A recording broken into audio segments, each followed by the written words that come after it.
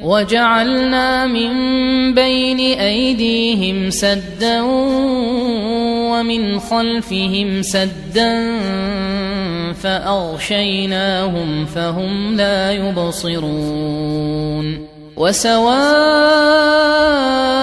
عليهم أأنذرتهم أم لم تنذرهم لا يؤمنون إنما تنذر من اتبع الذكر وخشي الرحمن بالغيب فبشره بمغفرة وأجر كريم.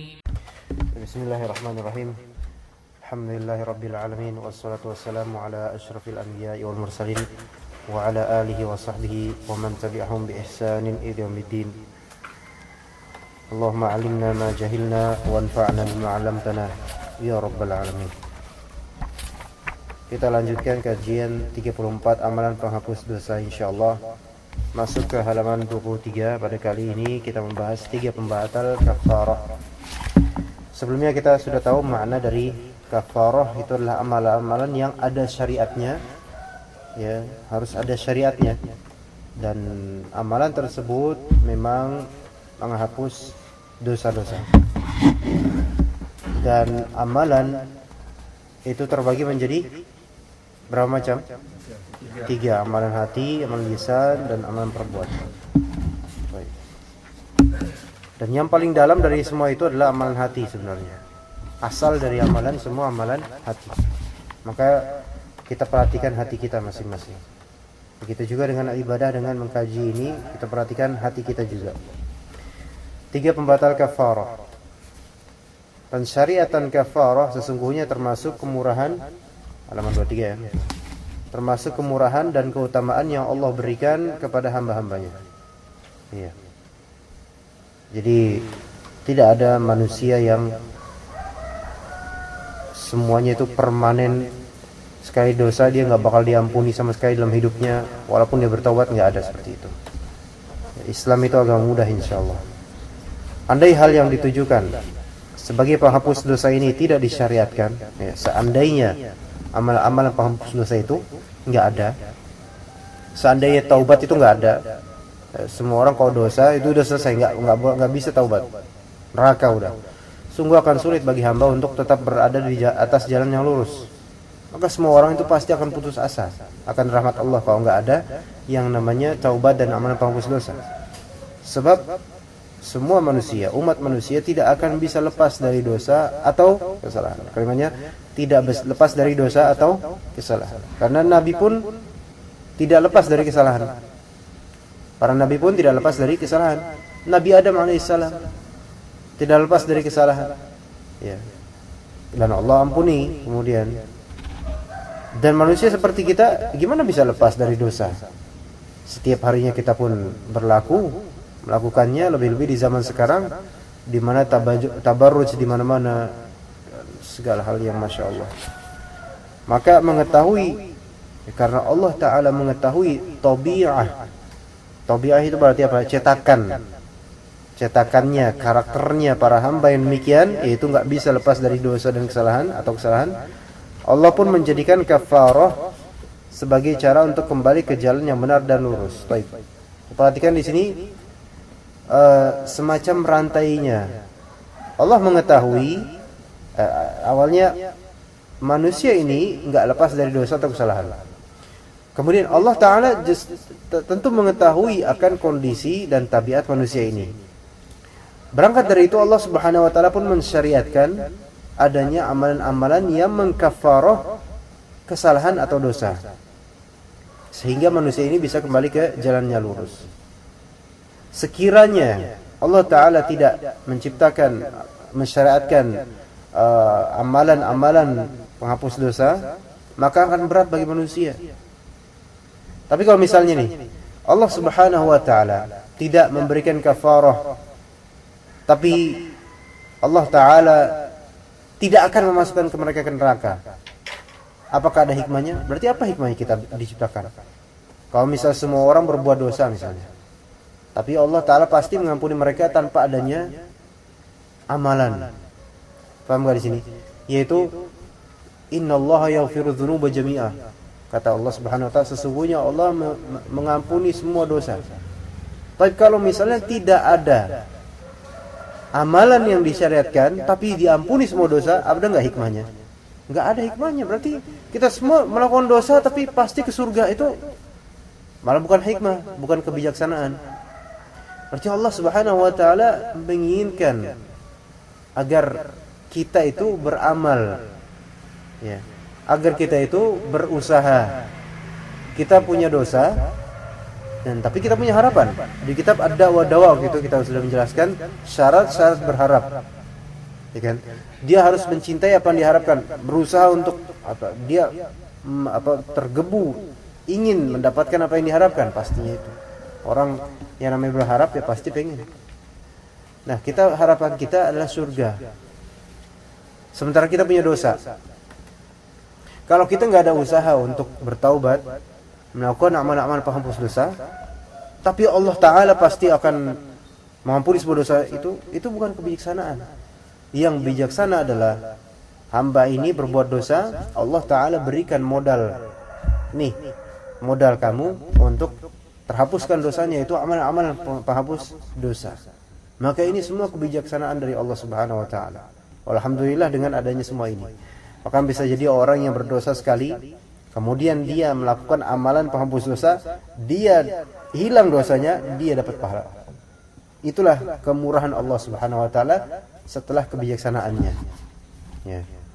Sebelum membahas dan menjelaskan lebih lanjut ihwal, yaitu ihwal keadaan-keadaan kafarah, sebaiknya kita pahami dua hal penting berikut ini. Pertama, pahala amal-amal soleh yang berfungsi menghapus dosa tidak bisa diraih seorang hamba jika ia melakukan salah satu dari tiga hal pembatal kafarah. Oh, berarti tetap ada penghalangnya. Ya, dosa, ada amalan yang meleburkan dosa itu. Tetapi ternyata ada beberapa hal atau tiga amalan atau tiga hal yang tidak bisa membuat amalan baik itu meleburkan dosa-dosa kita. Berarti tiga amalan ini harus disingkirkan supaya kita bisa meleburkan dosa-dosa kita dengan amalan baik kita. Jadi ada tiga amalan ini. Ada tiga hal yang membatalkan kafarah. Kita sudah mengamalkan amal-amalan kafarah, tapi ternyata masih tetap tidak nembus itu. Tetap aja dosanya tetap ada. Kenapa? Karena masih memiliki satu atau dua atau tiga dari tiga amalan yang menghalangi kafarah dosa. Itu pertama. Jadi kita harus tahu nanti ya. Kedua, hendaklah seorang hamba senantiasa bertaubat kepada Allah. Tawab, sering bertaubat. Ya. Secara sungguh-sungguh. Sungguh-sungguh itu berarti benar-benar berazam nanti nggak bakal mau melakukan lagi. Tapi bukan berarti sungguh-sungguh itu kedepannya pasti tidak melakukan lagi. Bisa saja di hadapan terjerumus kembali. Tetapi ketika dia bertaubat benar-benar itu memang sungguh-sungguh. Cuma di beberapa hari kemudian atau di beberapa momentum kemudian dia kembali mengulangi, bukan karena dia sebelumnya berazam, bukan, karena memang godaan, ya, atau kebiasaan dahulunya. Sungguh-sungguh dengan memenuhi syarat-syarat diterima taubat tersebut. Terkait dengan hal penting pertama tadi apa? Bahwasanya ada tiga amalan, ada tiga hal yang menghalangi kafarah terhadap dosa kita. Sebuah hadis berbunyi di sini, maknanya salat itu menghapus dosa kecil. Salat itu, salatnya kita menghapus dosa kecil. Ingat, dosa kecil bukan dosa besar, kecuali tiga hal. Hadis Abu Hurairah, beliau berkisah Rasulullah SAW bersabda, as-salatul maktubatu ila as-salati allati ba'daha kafaratun lima bainaha. Salat wajib berikutnya adalah kafarah bagi dosa yang terjadi di antara keduanya. Antara subuh tadi dengan zuhur nanti, antum jam 9, jam 10 melakukan suatu kesalahan atau dosa. Nah, kemudian zuhur salat dengan benar loh, salatnya harus salat dengan benar, maksudnya salatnya benar. Maka adanya dua sholat ini membuat dosa-dosa kecil di antara dua sholat ini lebur. Ya, lebur.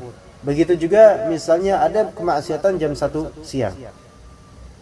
Dua sholat zuhur dan asar kita meleburkan dosa-dosa kecil antara dua sholat itu. Ya.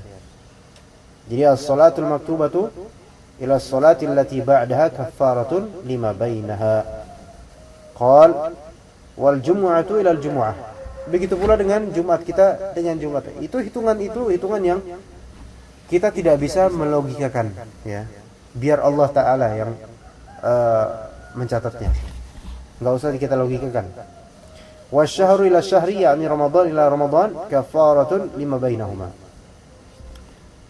Dari bulan ke bulan berikutnya, maksudnya bulan Ramadan ke bulan Ramadan berikutnya adalah kafarah bagi dosa yang terjadi di antara keduanya.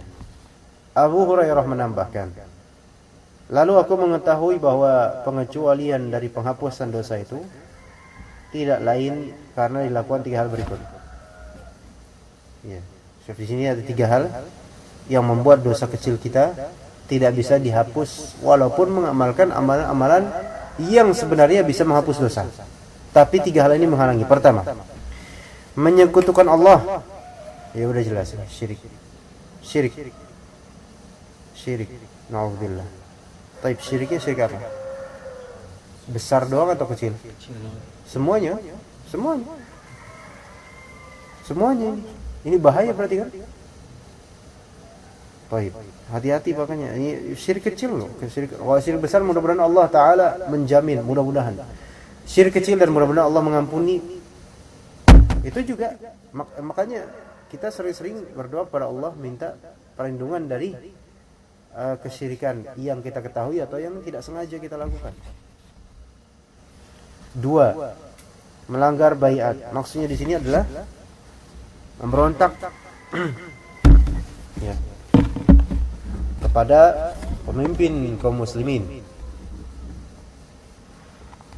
Sekalipun mungkin pemimpin kaum muslimin tersebut bukanlah seorang religius, maksudnya bukan di bawah naungan pemerintah syar'i.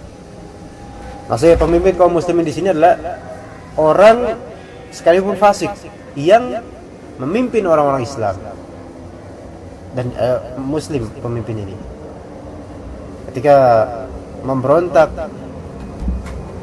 atau memprovokasikan untuk memberontak, maka itu perbuatan tersebut membuat dosa kecil kita nggak bisa hancur gara-gara amalan. Walaupun makanya orang-orang yang khawarij misalnya, orang-orang khawarij yang memang memberontak sampai angkat senjata itu ketika mereka melakukan amal-amal soleh, dan mereka adalah orang-orang soleh sebenarnya. Orang khawarij itu mereka benar-benar ketat masalah ibadah, saking ketatnya jadi ekstrim gitu. Mereka melakukan amal-amal kafarah untuk dosa-dosa, sholat dan seterusnya. Tapi karena mereka itu memberontak kepada pemimpin kaum muslimin, bahkan sampai mengkafirkan, naudzubillah, maka itu menjadi penghalang terhapuskannya dosa-dosa walaupun mereka rajin beribadah. Ya. Kemudian yang ketiga, meninggalkan sunnah. Taib, yang dimaksud sunnah di sini bukan berarti sunnah dalam usul fiqih, yaitu lawan dari wajib, bukan. Ya. Maksud dari sunnah ini sebagaimana nanti akan dijelaskan satu persatu insyaallah. Sunnah ini meninggalkan manhaj Nabi dan para sahabat, meninggalkan manhaj salaf secara umum. Dan yang menilai yang nomor 3 ini, kalau yang ini yang menilai hanya Allah yang maha mampu untuk menilainya, yang maha tahu, hanya Allah subhanahu wa ta'ala. Waalaikumsalam warahmatullahi wabarakatuh. Mas Ari sini, Mas Ari.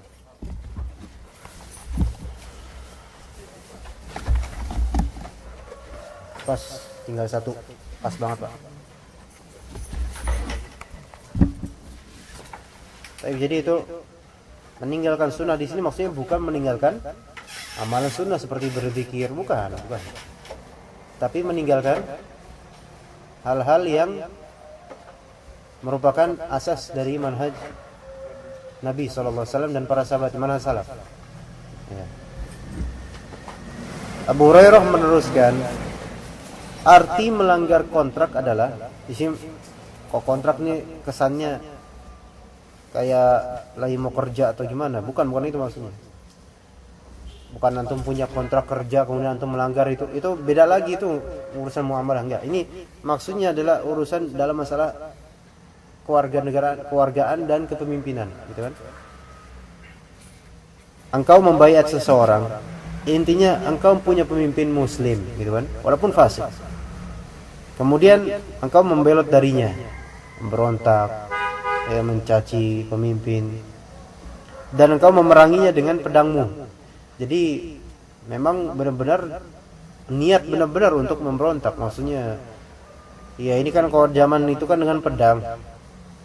Kalau sekarang kan bukan hanya dengan pedang, dengan bom, dengan lisan, dengan apa, dengan hal segala macam hal. Yang penting menjelek-jelekan. Bukan yang penting menjelek-jelekan. Yang penting membuat citra itu pemimpin itu sangat negatif. Sekalipun memang negatif. Sekalipun memang benar negatif. Cuma kita nggak bisa kayak gitu terus. Ya kan? Adapun meninggalkan sunnah adalah dengan keluar dari jamaah kaum muslimin. Keluar dari jamaah di sini yaitu meninggalkan manhaj salaf. Ya kan? Meninggalkan manhaj salaf dengan sengaja. Keluar dari jemaah kemudian membentuk hizib baru. Maka ini semua menghalangi kafaroh terhadap dosa-dosa kita walaupun kita sesoleh apapun. Tapi ala kulli hal, semoga Allah menjadikan kita terhindar dari 3 hal besar ini. Ini besar ini 3 hal ini. Ya, besar, sangat besar. Ya, dan semoga keluarga kita dijauhkan dari 3 hal ini. Allahumma amin.